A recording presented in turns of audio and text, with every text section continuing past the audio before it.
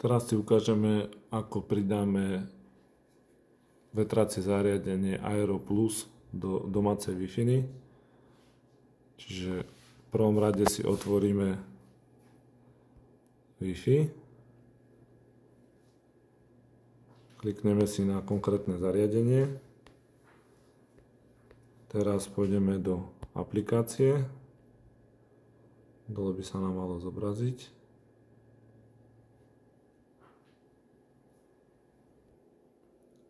Takže tu nám ho dalo. Musíme zmeniť heslo administrátora.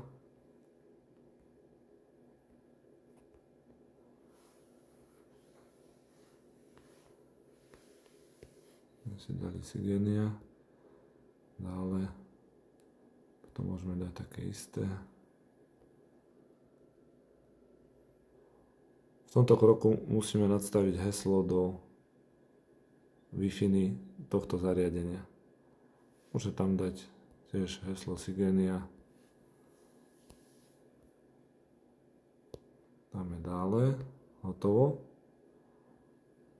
Teraz sa spustí Wi-Fi, ktorá bude pod názvom Aero Plus, ale bude zaheslovaná našim heslom.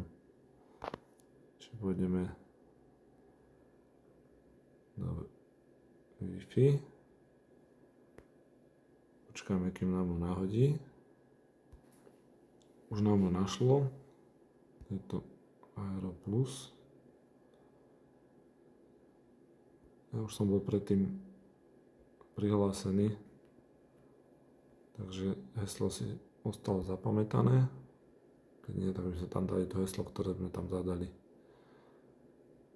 Ideme naspäť do aplikácie.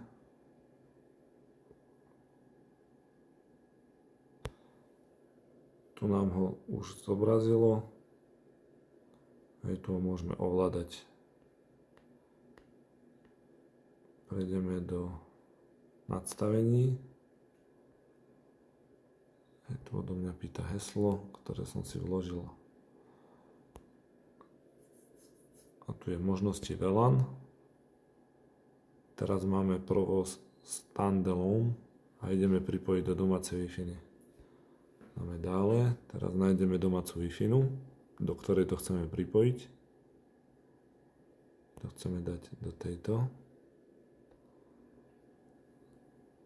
Tu dávame heslo doma, čo máme Wi-Fi, tak to heslo.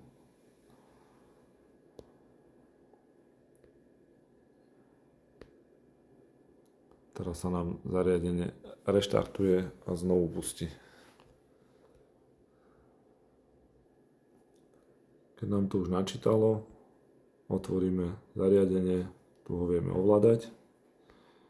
A keď ho chceme ovládať aj od niekade inakade, tak dáme rozšírené nadstavenia, vzdialený prístup, tu toto odklikneme. Dáme aktivačné heslo, ktoré si zadáme, aké chceme. Bol aktivovaný. Teraz toto znovu zapneme. Dáme heslo, ktoré sme predtým zadali, dáme OK. Môžeme to celé zrušiť.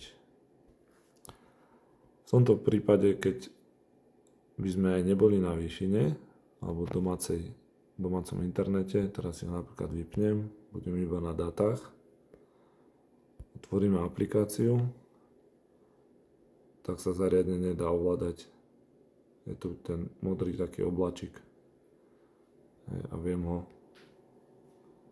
ovládať aj na diaľku, skadekoľvek.